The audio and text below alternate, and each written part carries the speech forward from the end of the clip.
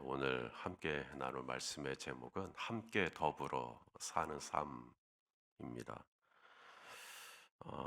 오늘 본문 19절부터 보시면 밭에서 곡식을 벨 때 한 뭇을 밭에 잊어버렸거든 다시 가져오지 말라.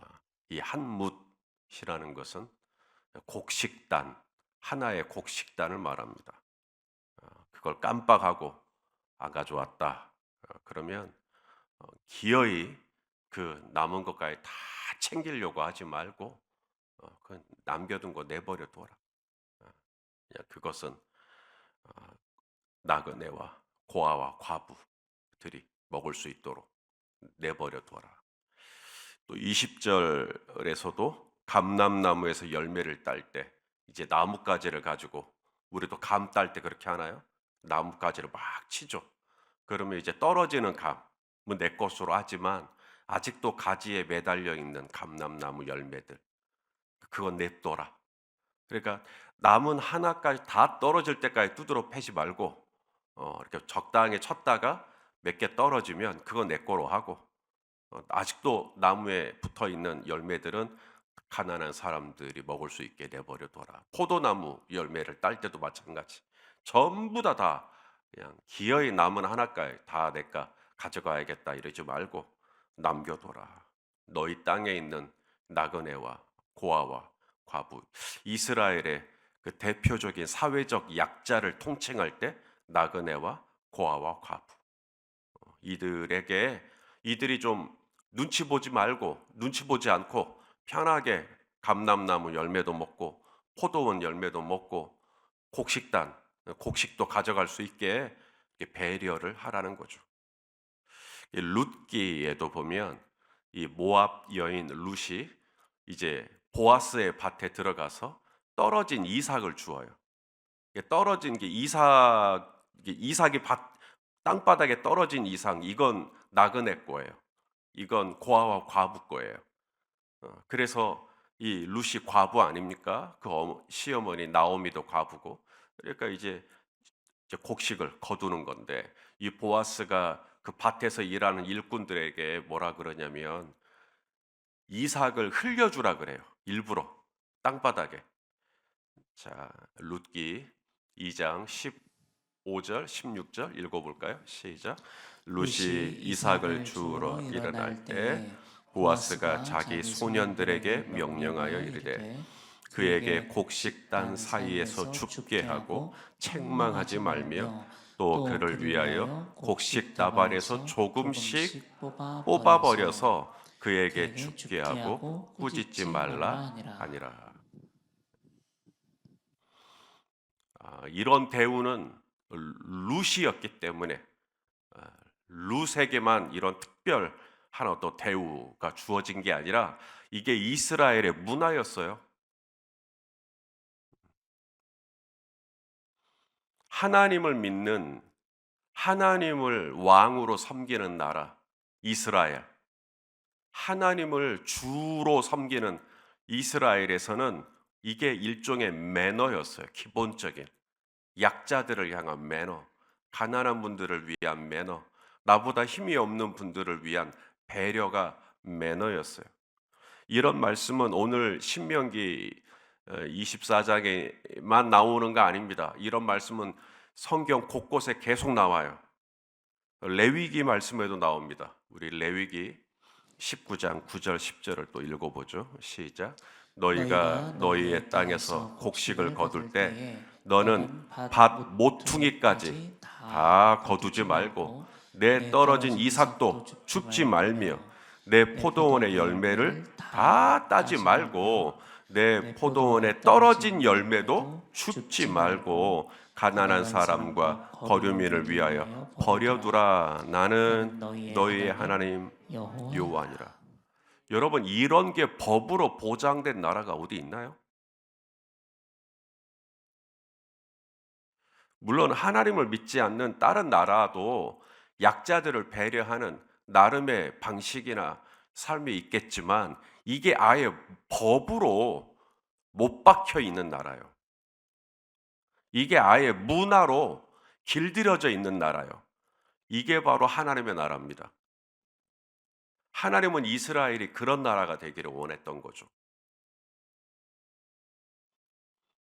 자, 왜 하나님은 이스라엘에게는 이토록 사회적 약자들을 배려하고 그들이 정말 눈치 보지 않고 편안하게 곡식을 거둘 수 있도록 어떻게 이렇게 하라고 하셨을까?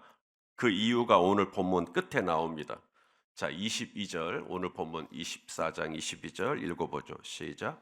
너는 너는 애굽 애굽 땅에서 종 되었던 것을 기억하라. 이러므로 내가 내게 이 일을 행하라 명령하노라. 자, 왜 하나님은 이스라엘에게 이렇게 하라고 명령하시냐면 너희가 애굽에서 언제 종 되었던 거 잊어버리지 마라. 내 곡식단이에요, 하나님. 내가 수고하고 내가 땀 흘려서 내가 거둔 내 곡식단이라고요. 저 과부들은, 저 고아들은 내 이 곡식단을 위해서 아무런 수고도 하지 않았어요. 내가 수고한 거고, 그러니까 내 거고.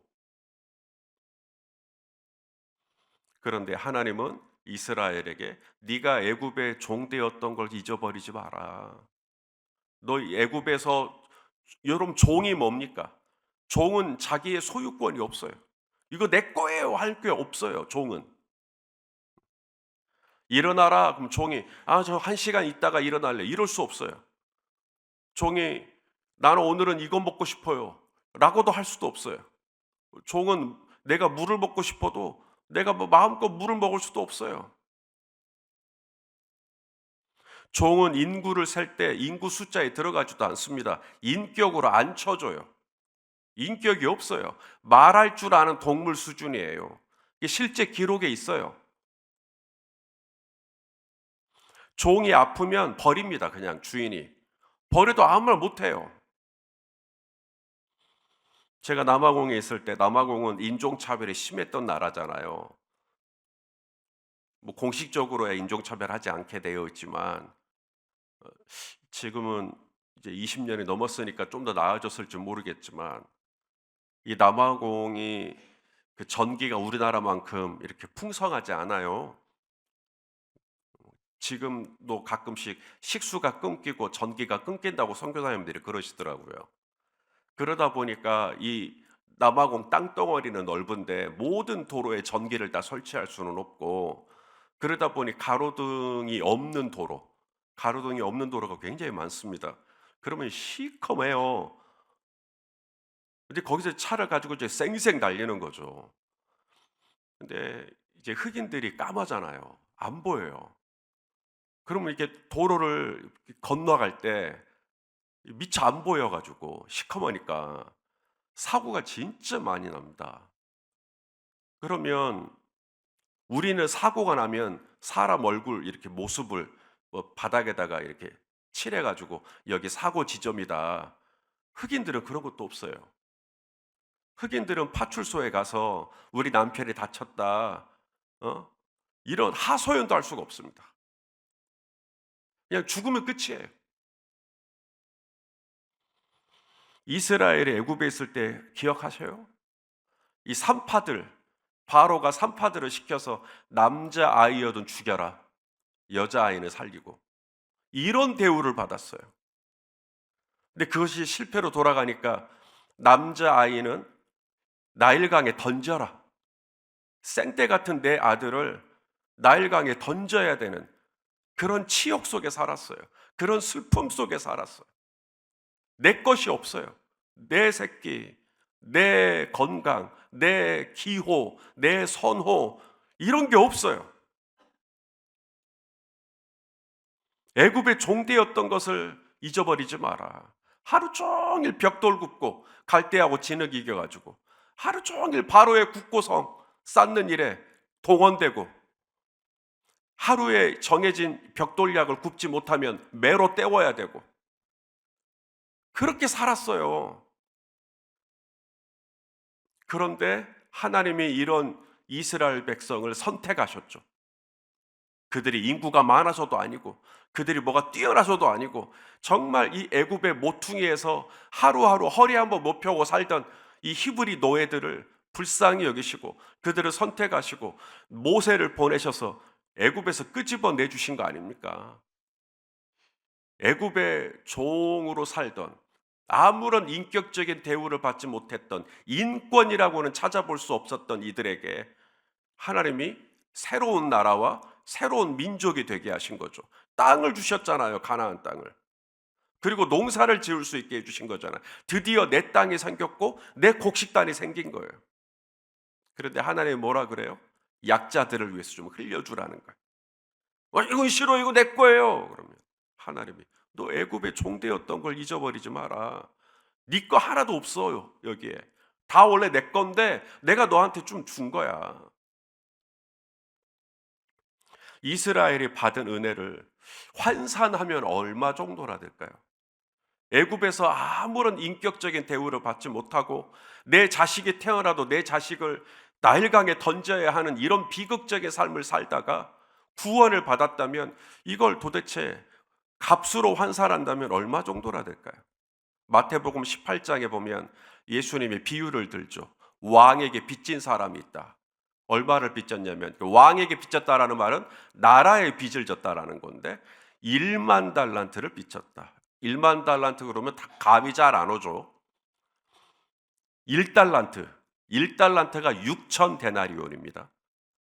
그러니까 당시 1데나리온이 하루 품삯이니까 1달란트를 만약에 빚졌다면 6천일을 일해야 되는 거예요.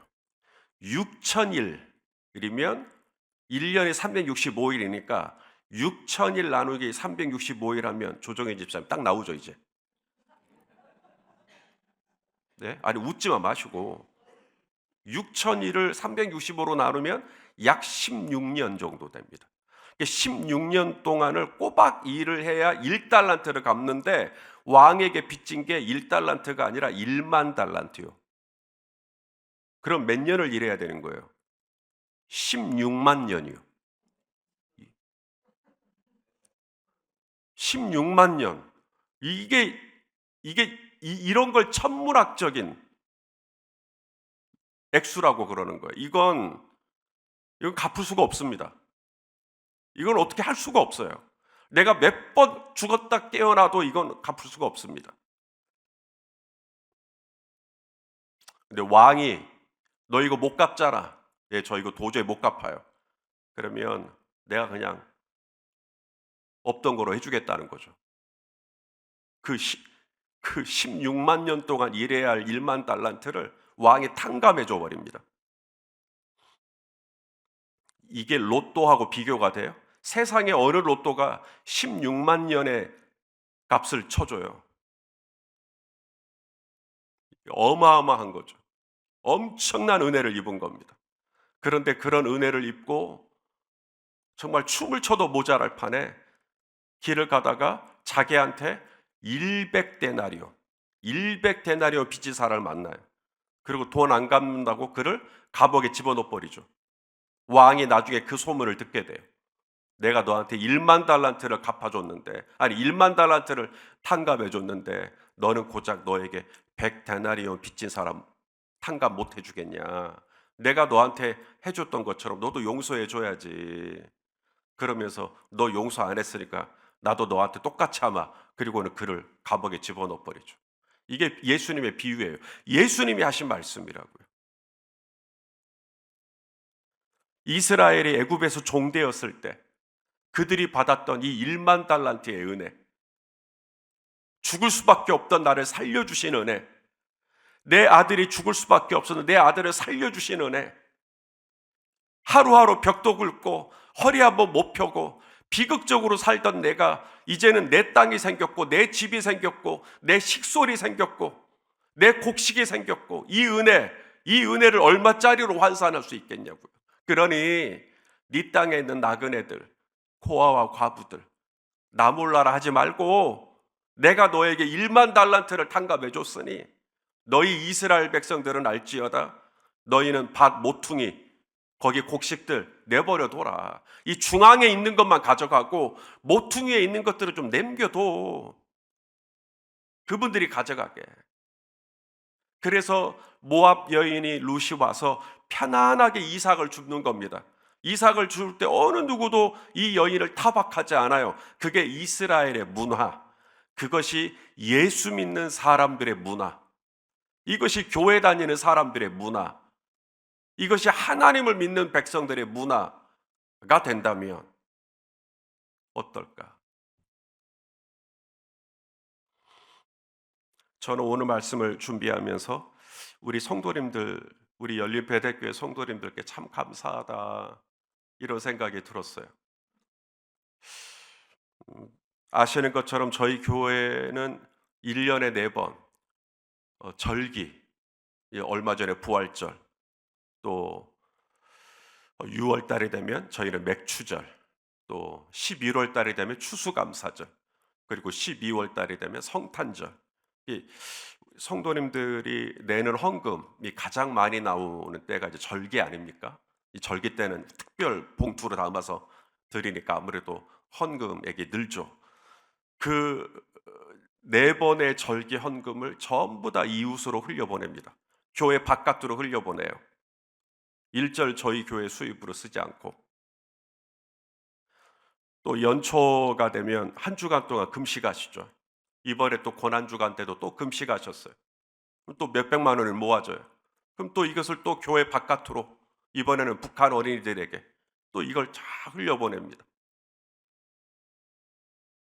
형제교회 섬기기, 낙후된 시골의 오래된 건물들, 저희 성도들이 우르르 가가지고 싹 다 고쳐주고 새롭게 오래 할 거예요. 형제교회 섬기기.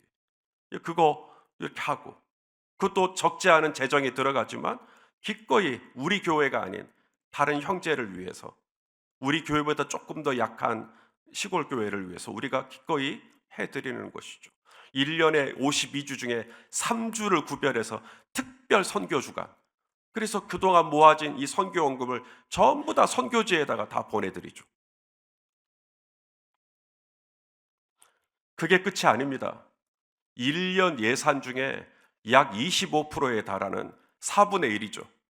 재정을 꼬박꼬박 이 땅의 선교기관이나 선교사님이나 미자립교회 목사님이나 전부 다 흘려보내고 있습니다. 이게 다 뭐죠? 이게 다 뭐냐면 이게 11조 정신이에요. 하나님이 이스라엘에게 11조를 명령하시잖아요. 근데 11조를 할 때 3가지 이유가 있어요. 첫째는 레위인들, 제사장들, 생계.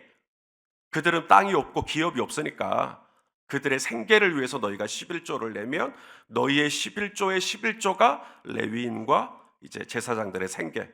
그다음 또 하나, 이스라엘 백성들의 공동체의 필요가 있어요. 공동체를 유지하고 또 공동체가 함께 공공의 어떤 일들을 해나가려고 할 때 이 11조를 활용하도록 하십니다. 근데 하나가 더 있어요. 이스라엘에게 11조를 명령하신 이유가 뭐냐면 바로 가난한 사람들, 어려운 이웃들을 위해서 이 11조를 쓰라는 거예요. 자, 신명기 14장 28절 29절 읽겠습니다. 시작. 매 3년 끝에 그해 소산의 소산의 10분의 1을 10분의 1을 다 내어 내 성읍에 저축하여 너희 중에 분깃이나 기업이 없는 레위인과 내 성중에 거류하는 객과 및 고아와 과부들이 와서 먹고 배부르게 하라. 그리하면 내 하나님 여호와께서 내 손으로 하는 범사에 내게 복을 주시리라. 아멘. 하나님께서 11조를 내라고 하는 또 다른 목적 중에 하나가 뭐냐면 그 땅에 있는 어려운 사람들, 힘든 사람들, 눈물과 한숨 짓는 이웃들, 그들을 위해서 11조를 쓰라는 거예요. 그게 11조 정신이에요. 이게 이스라엘에게 있어요. 하나님은 이스라엘에게 너희가 소산의, 수입이죠. 소산의 11조를 가난한 사람, 이웃들에게 써라.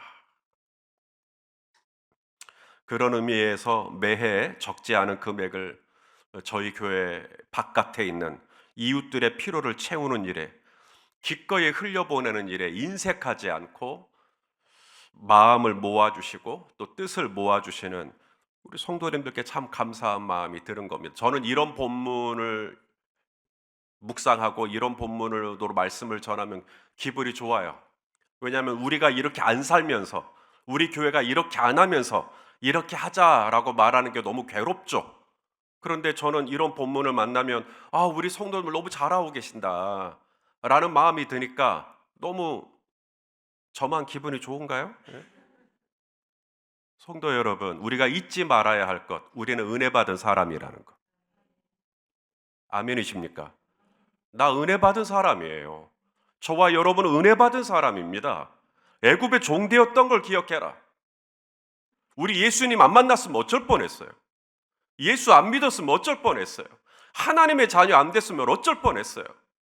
저 시커먼 애굽에서 죄와 사망의 종노릇하고 그게 전부인 줄 알고 그렇게 흥청망청 내 인생과 내 시간과 내 영혼을 허비하면서 저 지옥의 불쏘시개와 같은 삶을 살고 있었을 거 생각하면 얼마나 깝깝합니까? 그런 나를 불러주시고 나를 구원하여 주시고 나를 하나님의 아빠 아버지라 부르는 하나님의 자녀가 되게 하신 것, 성도 여러분, 이것이 어마어마한 은혜라고 받아들여 주시면 아멘 해 주십시오.